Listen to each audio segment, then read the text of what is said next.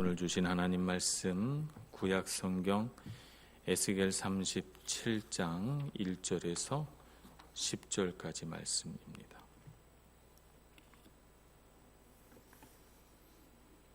에스겔서 37장 1절에서 10절까지 말씀, 저와 여러분이 한 절씩 교독하겠습니다.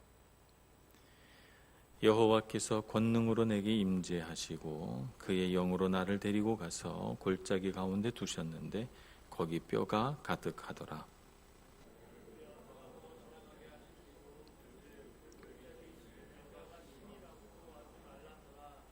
그가 내게 이르시되 인자야 이 뼈들이 능히 살 수 있겠느냐 하시기로 내가 대답하되 주 여호와여 주께서 아시나이다.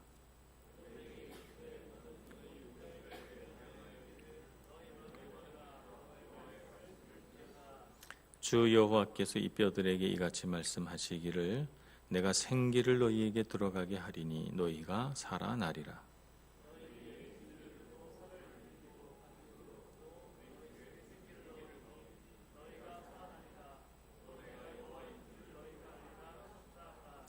이에 내가 명령을 따라 대언하니 대언할 때에 소리가 나고 움직이며 이 뼈 저 뼈가 들어맞아 뼈들이 서로 연결되더라.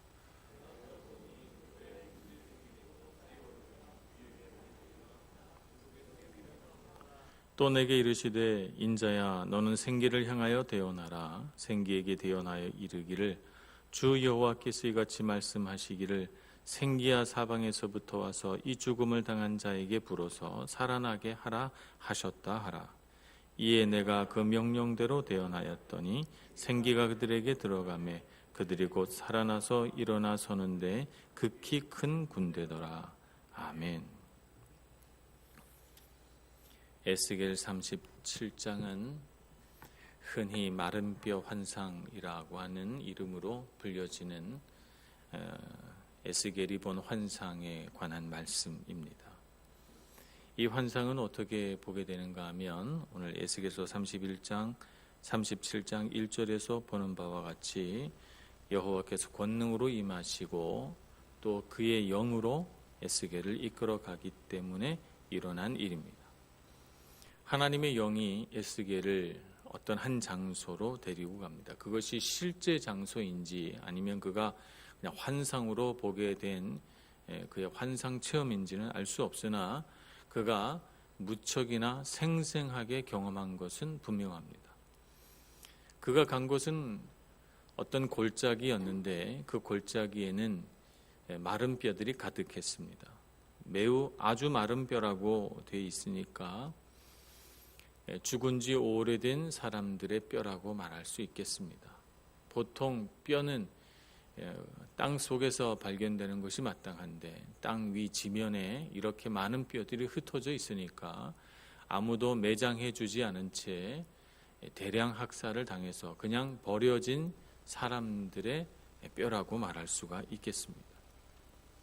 그러니까 처참한 장소이죠. 얼마나 끔찍한 살상과 죽음이 그 자리에 있었던가 우리가 상상해 볼 때 정말 소름이 끼치는 장소라고 말할 수 있겠습니다. 도대체 이 뼈들이 누구인가? 누구이길래 하나님은 에스겔을 데리고 와서 이 뼈들이 가득한 골짜기에 서게 하셨는가? 오늘 우리 본문의 말씀을 살짝 넘어가서 11절 말씀에 보면 하나님께서 이 뼈들의 주인을 말씀하십니다. 또 내게 이르시되 인자야 이 뼈들은 이스라엘 온 족속이라. 그들이 이르기를 우리의 뼈들이 말랐고 우리의 소망이 없어졌으니 우리는 다 멸절되었다 하느니라고 말씀하십니다. 하나님의 말씀을 기초로 보건대 이 뼈들은 하나의 상징으로 에스겔에게 보여진 것입니다.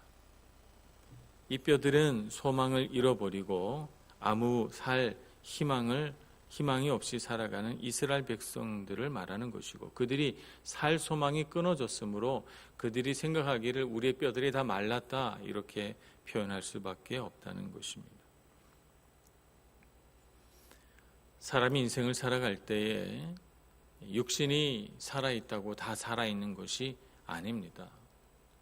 사람이 소망이 있어야 살아갈 희망이 있어야 우리는 살아있다 이렇게 느낍니다.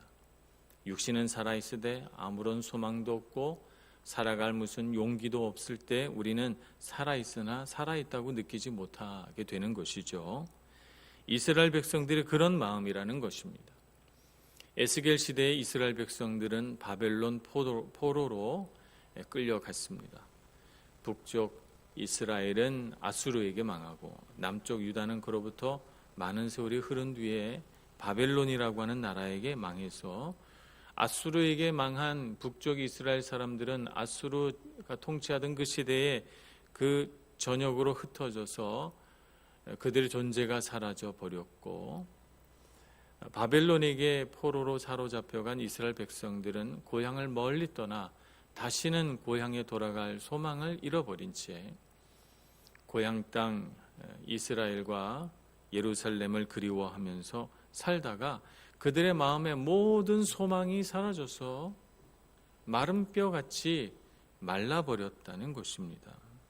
그래서 아무 소망 없이 살아가는 그들을 마치 바벨론 전쟁에서 패한 이스라엘 군대의 뼈가 지면에 이렇게 흩어져 있는 것처럼 하나님은 묘사하셔서 그들의 마음의 소망을 잃어버린 상태를 적나라하게 그리고 있는 그대로 에스겔에게 보여주신 것입니다.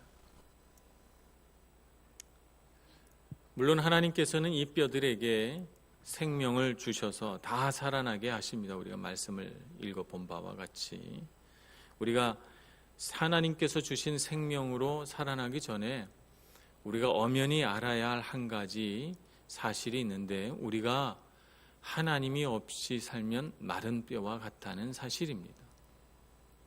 육신이 살아있어도 육신이 살아있는 것만 가지고는 우리가 충분히 살아있다고 느낄 수 없다는 우리 인생의 엄연한 사실을 우리는 알아야 한다는 것입니다. 요한복음 3장 6절에 거듭남에 대하여 예수님께서 니고데모에게 말씀하십니다. 그때 니고데모가 어떻게 사람이 거듭날 수 있습니까? 다시 어머니의 모태에 들어가서 다시 태어나야 한다는 말입니까? 라고 어리석은 질문을 했을 때 예수님께서는 이렇게 대답하십니다. 육으로 난 것은 육이요 영으로 난 것은 영이니. 이 비슷한 말씀을 로마서 8장 5절에서도 하고 있죠. 육신을 따르는 자는 육신의 일을, 영을 따르는 자는 영의 일을 생각하나니. 육신과 영은 분명히 구별된다는 것이고, 육신과 영은 그 하는 역할과 그것이 추구하는 바가 전혀 다르다는 것을 우리에게 가르쳐 주십니다. 그래서 하나님께서 처음 사람을 창조하셨을 때 흙으로 사람을 창조하셔서 사람의 몸에 뼈도 있고 살도 있고 피부도 있어서, 그래서 사람이 살아있는 것과 똑같이 되었지만 살아있는 것이 아니었습니다. 언제 살아났습니까? 하나님께서 창세기 2장 7절에 말씀한 바와 같이 생기를 그 코에 불어넣었을 때야 비로소 그 사람이 생명이 되었다. 이렇게 성경은 기록합니다. 에스겔 37장에서 보는 바와 같이 하나님께서 뼈들아 살아나라 되어나라고 해서 살아나라고 했는데, 뼈들이 다 맞춰지고 그 뼈에 힘줄이 덮이고 근육이 생기고 피부가 덮여서 살아있는 것처럼 보이지만 살아있는 것이 아니었습니다. 그래서 오늘 에스겔은 다시 한번 대언해야 합니다. 사방으로부터 생기가 불어와서 이 죽음을 당한 자에게 불어 들어가서 살아나게 하라. 여기에 이 생기로 번역된 것이 바로 히브리어 루아흐라고 하는 단어인데, 구약 성경에서 영이라고 번역된 그 단어입니다. 처음에 에스겔이 하나님의 영으로 그 죽음의 골짜기로 가지 않습니까? 그 영으로라고 하는 그 영도 루아흐고, 생기라고 번역된 단어도 루아흐입니다. 그러니까 이 마른 뼈가 살아나게 되는 것은 하나님의 영이 그에게 불어와서 그가 살아나게 되는 것이죠. 생명은 육신에 있지 않고 영에 있습니다. 생기가 들어가기 전까지는 살아있어도 살아있는 것이 아닙니다. 우리가 어떻게 하면 하나님의 영으로 우리가 충만해져서 살 것인가 생각할 때 우리가 가장 먼저 알아야 하는 것은 사람은 육신으로만 살고자 하면 생명을 잃어버리게 된다는 것입니다. 육신은 육신의 일을 따르게 되어 있고 영은 영의 일을 따르게 되어 있기 때문에 그렇습니다. 그래서 우리가 영으로 채워지기를 원하는데 육신으로만 살면 어찌 우리가 생명 있는 사람이 되겠습니까? 우리가 정말 생명 있는 삶을 살고자 하면 육신의 일을 버리고 영의 일을 취해야만 살 수 있을 것입니다. 그러므로 우리가 신앙생활을 하면서 인생을 살아가면서 분명히 알아야 하는 것은 내가 육신으로만 살고자 하면 나는 반드시 기진하여 죽게 될 것이다. 우리는 살아있어도 마른 뼈같이 우리를 느끼게 될 것이다 라고 하는 사실을 알아야 하고, 그래서 우리가 날마다 주님 앞에 구해야 하는 것은 하나님의 영이여 내게 오셔서 나를 살게 해 주옵소서라고 하는 기도를 하나님 앞에 드려야 한다는 것입니다. 우리가 세상에 많은 하나님을 찾지 않는 사람들을 봅니다. 인생의 많은 고민들을 가지고 살아갑니다. 그들의 삶의 문제가 무엇입니까? 다양합니다. 물질의 문제, 육신의 문제, 자녀의 문제, 관계의 문제, 여러 가지 문제들을 갖고 있지만 그 모든 문제는 한 가지로 요약됩니다. 그들이 육신으로만 살려고 하기 때문에 그렇습니다. 우리에게 하나님의 영이 있으면 어떻습니까? 우리에게 물질이 좀 부족해도 괜찮습니다. 우리에게 인생에 이런저런 고민과 걱정이 있어도 괜찮습니다. 하나님의 영이 나와 함께 하심으로 그 모든 것들을 이겨낼 힘이 하나님의 영 안에서 우리에게 공급되기 때문이죠. 생명은 어디에 있습니까? 생명은 하나님의 영에 있습니다. 육신으로만 살고자 하면 우리는 반드시 기진하여 마른 뼈같이 될 것입니다.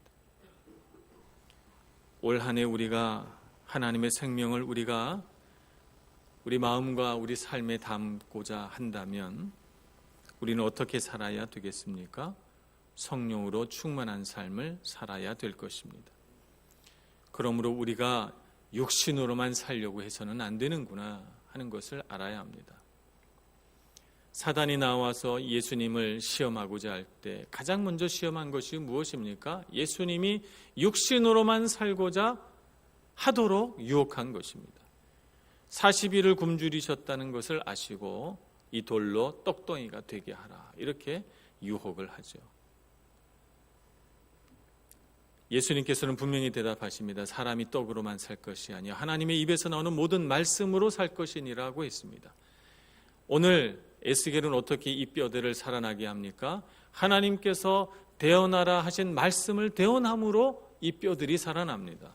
우리가 어떻게 하나님의 영에 충만하여 살 수 있습니까?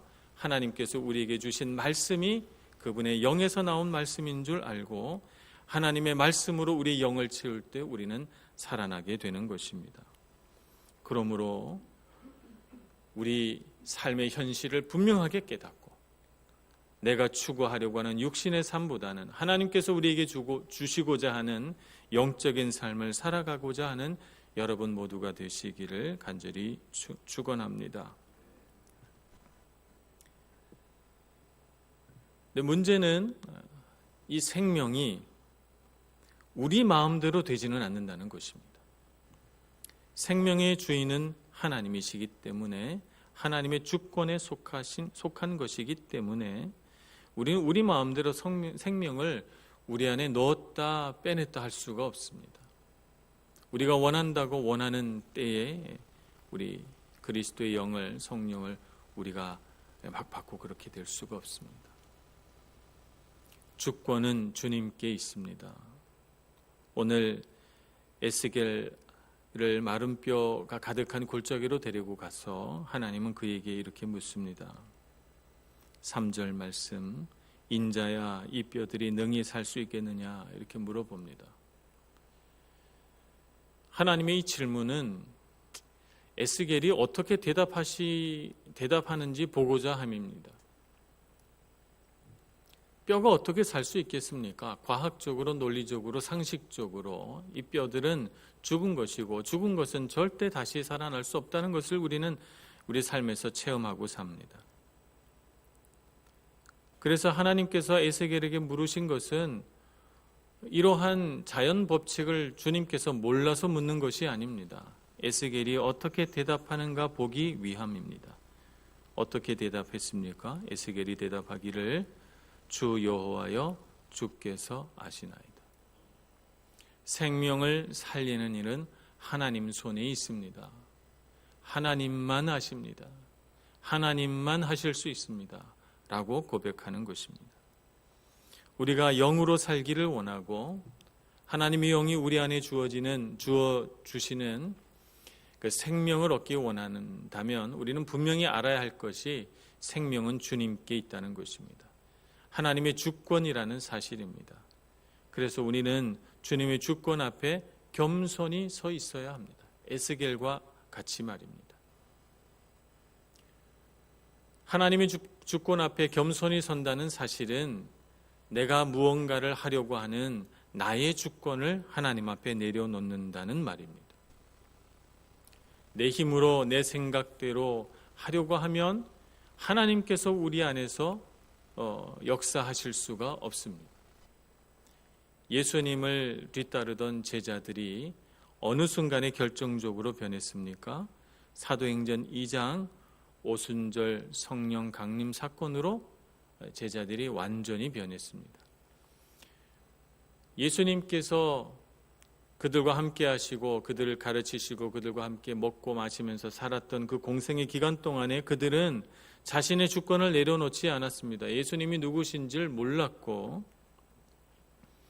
그들의 마음속에 있는 여러 가지 소원들, 예수님이 정말 왕이 돼서 이스라엘의 주권을 가지는 그날 그들도 오른쪽 왼쪽에 앉게 되리라 라고 하는 육신의 일을 생각하면서 그들은 한껏 마음이 부풀어 올라 있었던 것입니다. 예수님께서 십자가에 죽으시고 다시 부활하셔서 예수님께서 하나님의 아들이시라는 사실을, 그리고 십자가 죽음으로 인해서 그들이 모든 사망 권세로부터 벗어났다는 사실을 그들이 깨닫게 되고 마침내 성령이 강림하셔서 그들의 마음을 뜨겁게 하고 그 모든 사실을 분명하고 확실하게 믿게 했을 때야 그들은 비로소 달라집니다. 성령 강림 사건이 있고 나자마자 예수님을 부인하며 그 죽음의 현장에서 서둘러 빠져나갔던 베드로는 담대하게 예루살렘 성전 앞에서 설교하기 시작합니다. 그리스도는 주시다. 예수 그리스도는 하나님의 아들이시다 라고 분명하게 선언하기 시작합니다. 목숨을 걸고 말이죠. 하나님의 주권 앞에 엎드릴 때 우리 각자가 갖고 있는 육신의 주권, 우리의 사람의 마음대로 하고자 하는 나의 주권을 주님 앞에 내려놓을 때 하나님의 영은 우리 안에 오십니다. 그러므로 우리가 우리 힘으로, 내 육신의 힘으로 내가 원하고자 하는 대로 살기를 내려놓고 주께서 아시나이다. 주께서 인도에 가실 줄 믿습니다. 주께 맡깁니다. 나는 주님의 것입니다. 라고 고백할 수 있는 저와 여러분이 되기를 소망합니다. 그렇게 살아갈 때 하나님의 영이 우리 가운데 임하시고 우리를 이끌어 가실 것입니다. 하나님의 주권 안에서 영으로 다시 태어난 사람, 이 사람은 어떤 삶을 살게 되는가? 첫째는 에베소서 2장 1절에 말씀하신 바와 같이 죄와 허물로 죽었던 너희를 살리셨다는 이 선언으로 더불어서 전혀 새로운 삶을 살게 됩니다. 하나님의 영으로 다시 태어난 사람은 새로운 삶의 방식을 갖게 되는 것이죠. 예전에 갖고 있었던 삶의 방식은 죄와 허물로 죽을 수밖에 없는 삶의 방식을 가지고 살았습니다. 그런데 성령이 임하신 후에는 전혀 새로운 방식의 삶을 살게 되지요. 성령께서 인도해 가시는 놀라운 삶을 살게 됩니다. 하나님의 생명을 누리게 됩니다. 그리스도의 영이 그 안에 계셔서 그리스도의 영이 그를 새롭게 인도해 가시는 것을 느끼게 됩니다. 그래서 우리는 예수님의 성품에 참여하는 자가 되고 하나님과 연합한 사람이 되는 것입니다. 이것이 성령으로 다시 태어난 사람입니다. 2019년 우리가 어떻게 생명 충만한 사람이 되어 살 것인가?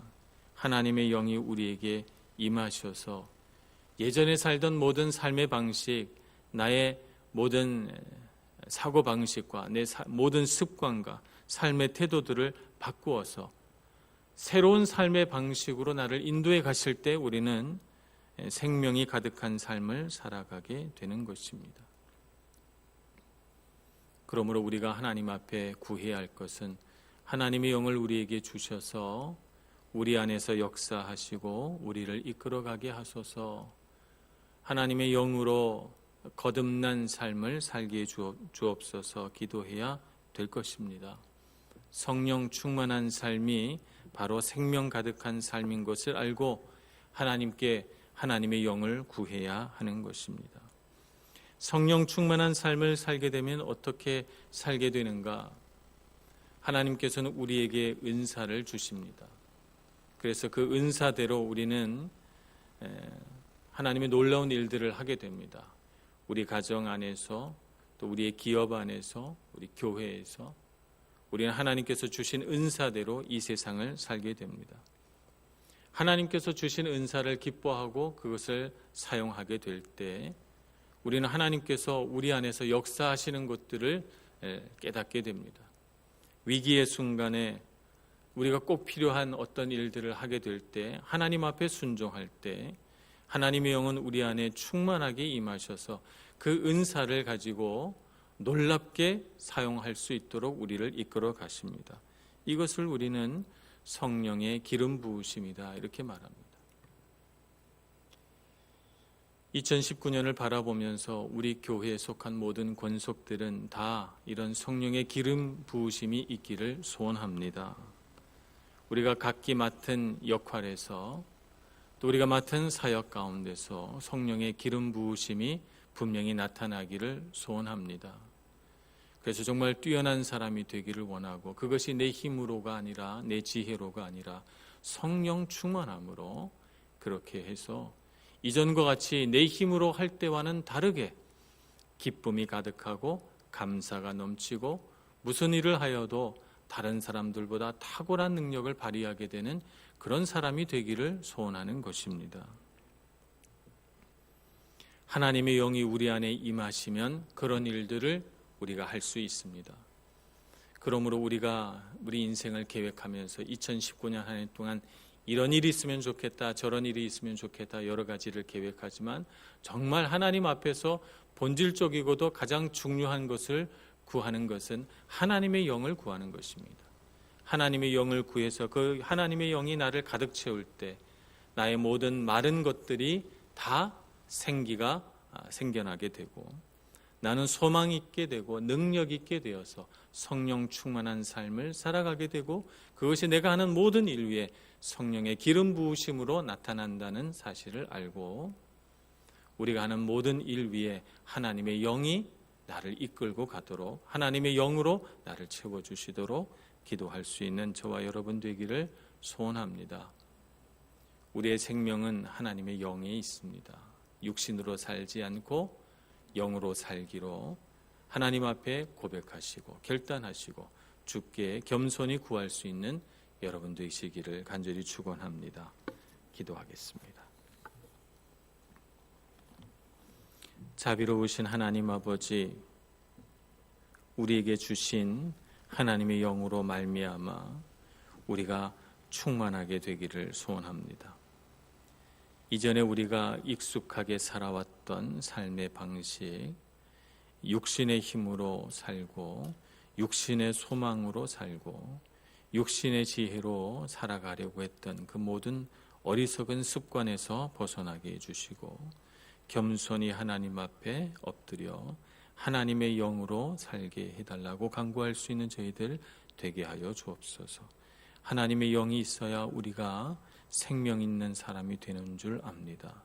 주님 오셔서 우리로 하여금 하나님의 영으로 가득 찬 사람 되게 해주시고 그 영으로 말미암아 더욱 능력 있는 사람 되게 하여 주옵소서. 예수님의 이름으로 기도합니다. 아멘.